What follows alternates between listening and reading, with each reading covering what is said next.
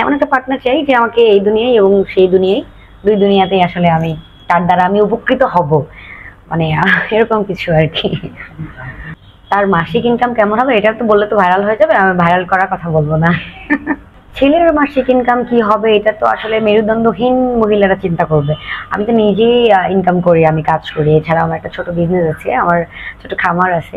So সবকিছু মিলিয়ে family তো চালাইতে বেশি টাকা লাগে না, বাট থাকে না আরো অনেক কিছু শপিং হাবিজাবি, এগুলো এগুলো মেয়েদের দিতে দিতে আসলে অনেক বেশি টাকা, এটা এই টাকার কোনো লিমিট নাই।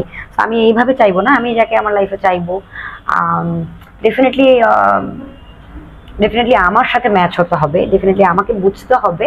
আর অবশ্যই রিলিজিয়ান ম্যাটারটা, ধার্মিক ম্যাটারটা এই জন্যই থাকবে যে যদি রিলিজিয়ান একটা মানুষের ভেতরে থাকে, হি কান বি অনেক ব্যাড, অনেক অনেক খারাপ সে হতে পারে না। সো আসলে আমার পছন্দটাই এরকম, কোনো টাকার সম্পর্ক আসতেছে না এখানে।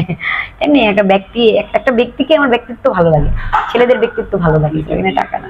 আমার মধ্যে যেটা আছে সেটা আমি আসলে ঢাকঢোল পিটিয়ে বলার পক্ষে না, কিন্তু আমি যেটা বলবো যে I want to be change একটা মেয়ে, যে পুরোটাই ইসলাম সম্বন্ধে জানবো, পুরোটাই সঠিক নলেজ থাকবে। বাংলাদেশের যেগুলো কথা হাওয়াই উড়ে বেড়াই এই ইসলাম ধর্মে, আমি মানে আমি ওইগুলো শিখতে চাই না। যে আমাকে প্রপারলি গাইড করে একেবারে শুধু সৌদি থেকে শিখে আসছে, একেবারে ভালো অরিজিনাল যেটা কোরআনে বলছে এরকম ভাবে যে মেনে চলে, ওই রকম কাউকে আমি চাইবো। কজ আমাদের ধর্মে অনেক কিছুই নাই যেটা আমরা জোর করে, আমাদের সুবিধার জন্য আমরা জোর করে দিতে চাই, আর যেটা আমাদের আছে অনেক কিছু আমরা নিতে চাই না।